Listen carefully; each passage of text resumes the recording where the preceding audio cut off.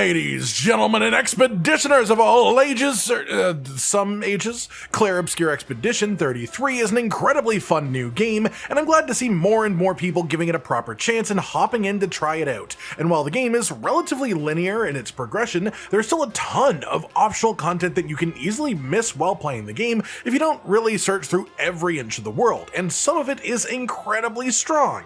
In some cases you just have to make a choice, but you might want to know what the choice actually does before you do it, or hey, maybe you just want to get really strong as quickly as possible. Today we're going to cover a little bit of all that in one nice big package that is essentially just things to not miss within the second half of Act 1 in Clair Obscur Expedition 33. Starting off then, today we are going to start past the end of the Flying Waters zone, so if you are trying to avoid spoilers and you're not there yet, come back later.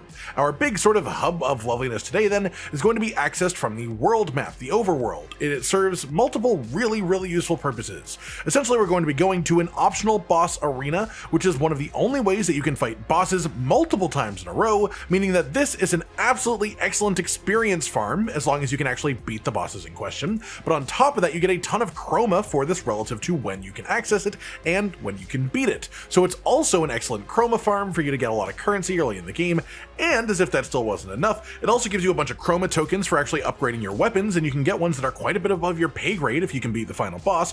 And there are also 5 incredibly strong and thematic Pictos that you get from this activity as well. And they are also Pictos that make the activity itself easier, making the farming even more efficient. If all of that sounds exciting to you, head on over to the hidden Gestral arena. The first story zone in this area of the open world is the Ancient Sanctuary, and you don't actually have to go in there yet if you want to do this first. So from here, the entrance to this place, just head around the back side of the area, and I'll just show you the full path here so it's nice and clear.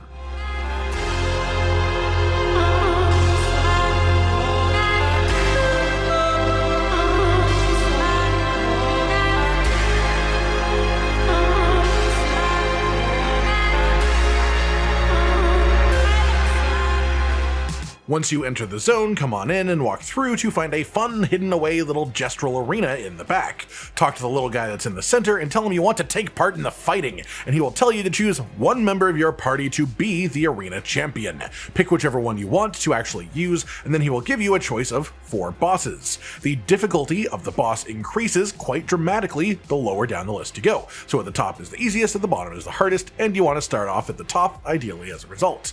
The first boss gives you the Last Stand critical Pictos, which gives you some health and some defense, which is pretty nice, but the main effect, the Lumina effect, gives you 100% critical hit chance when fighting alone, meaning that this just sort of activates if the rest of your party dies and only one member is left alive, or if you have a solo fight in general, like the arenas or the merchant fights with the Gestrals in general, and put simply 100% crit chance is extremely strong, so it's absolutely worth it. Beat the second boss and you'll get the accelerating Last Stand Pictos, which gives you some health, that gives you some speed, and the Lumina effect for this one is that it grants you Rush if fighting alone, which is a 33% increase to your speed stat. The third boss on the list gives the Protecting Last Stand Pictos, which gives you some health, a chunk of defense, and then it also gives you the Shell buff if fighting alone, which is a major damage reduction buff. Then the fourth boss, when killed, will give you the Empowering Last Stand Pictos, the last of the 4 unique ones, and gives you the Powerful buff when fighting alone, as well as giving you a bunch of health and 10% crit chance, which is pretty nice in itself. Then finally, regardless of the actual order that you choose to fight these bosses in, after you have beaten all 4 of them once each, you will get the Solo Fighter Pictos, which is just a really solid one, giving you a bunch of bonus health, a bunch of bonus defense, and then the Lumina effect of deal 50% more damage if fighting alone. All of these Pictos are built around situations where you're the only character active in the party, and when you put them together, they make that singular character very strong, which of course helps because this activity is entirely built around solo fighting. So the more of the enemies you beat, the easier the fights get. You can repeat the fights at any time as well. You won't get more Pictos, but you'll still get the same XP and Chroma rewards each time. And so if you run the hardest boss over and over again, assuming that you are capable of doing so, it's a fantastic farm for experience. And the thing is, with each boss getting progressively harder, each one gives more XP, but they are all bosses. And so maybe you don't feel confident enough at pairing to take on the big boss as your your farm early on when he's really sort of one-shotty, well, you can just run the second or the third boss as your farm instead, until you are then strong enough and feel comfortable enough to upgrade. And the thing is, these fights will also give you the tokens to upgrade your weapons to level 9, which is incredibly high this early on. Outside of this specific playset, there are a few more things I really want to touch on for the later stages of Act 1. Once you reach the Gestral village zone, you will be pretty immediately thrown into an arena to prove your strength in a number of one-on-one fights. At the very end, after the actual last fight, which I won't say quite yet for spoiler reasons, you will get a weapon which is dependent on the character who wins the arena in the end, the character who is the arena champion. If you throw in Gustav, you fight with him, and you win, you will get an upgraded Sakaram. You can get this weapon earlier in the game along the main path, and you can always upgrade it using the Chroma token, so this really isn't that useful if you make this choice. If you pick Lune, you'll get a Trebuchem, which is just, again, available earlier in the game along in the main path, in fact in the just previous zone to this one, so this is just a little level up for an existing weapon, so again, not a big deal, not a great choice. If you were to pick Mael and win, however, you will get the Medallum Sword, and this one is incredibly strong. This starts Mael off in Virtuose stance at the very start of the fight, even on the base version of the weapon that you will get from this, which means that you get access to your double damage stance on first turn, which has some absolutely nutty damage output potential as well, and some really good potential synergy with different Pictos, and unlike the other two weapons we've talked about before, you won't see another one of this weapon type drop again for Mael until much later in the game, so this is an excellent choice to get this early by picking Mael for this final arena fight. An alternative fourth hidden reward option for this that may not be obviously apparent, and now diving into some light spoilers here that are pretty apparent quickly in this quest though, which is that the final boss fight of the arena here is actually against Ciel. If you lose the fight and let Ciel win, you actually get a weapon for her instead when she joins your party, which is Hevasan. This makes free aim shots able to consume charges, either consume a sun charge to apply foretell, or consume a moon charge to do 5 times the regular damage. So this is a solid weapon, but it's not quite as strong as Mael's, and you can get more of them quite a bit earlier than Mael will see another Medallum Sword. But this is all the rewards from this arena section of the main story. You can only get one, so choose wisely.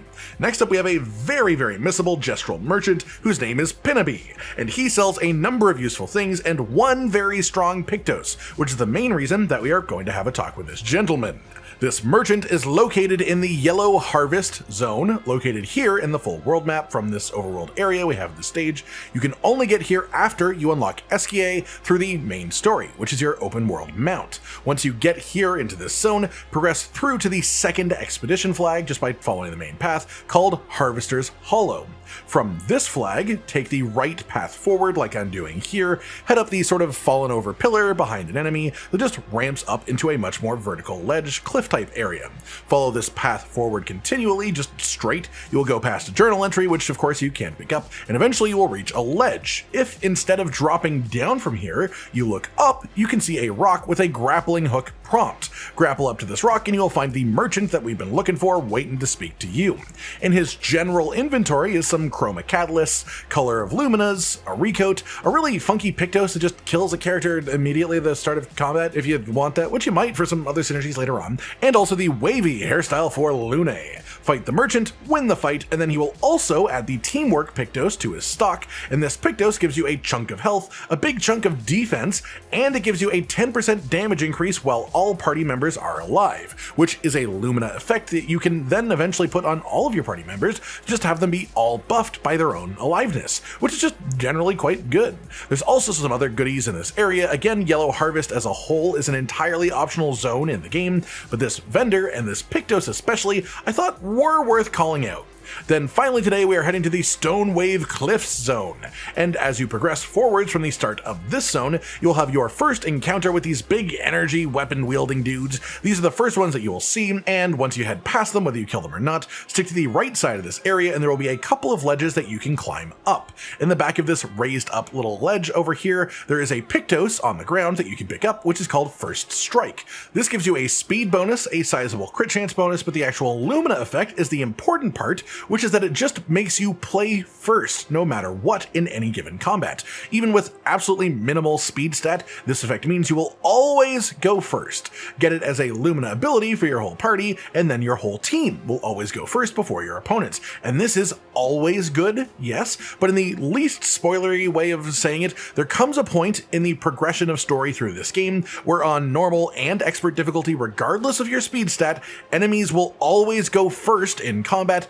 unless you have this specific effect. So grabbing the first strike Pictos in Act 1 is pretty essential as a basis for just long-term character power. As well as a bonus here in this exact same spot, defeat the light blade wielding enemy that is right beside this Pictos location, right up on the same ledge, and you will get yourself a new weapon for Ciel as well, which is the Chation. This is a dark element weapon that scales best with luck as a stat, and this weapon's level 4 ability makes it so sun skills always apply 10 foretell, but also doubles all damage taken, so it's a huge risk reward for Ciel, but hey, a new weapon is a new weapon, and it's right beside the actual entry here.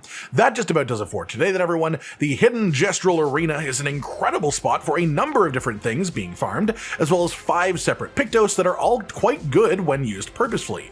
The results of a very important choice made the Gestral arena story mission as well, and how to ensure you get the best weapon of the bunch from the options. Then just a couple of things that I think are pretty important to not miss in the later stages of Act 1 as well in Expedition 33. I hope you've all enjoyed this then, and hopefully it enhances your journey with the game moving forwards. Like if you liked the video, subscribe to the notification bell for more, and most importantly, ladies and gentlemen, until next time, stay sweet.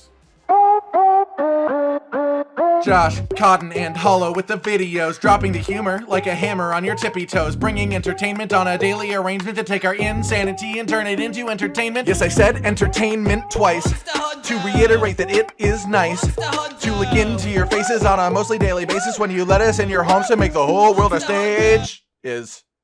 Goodbye.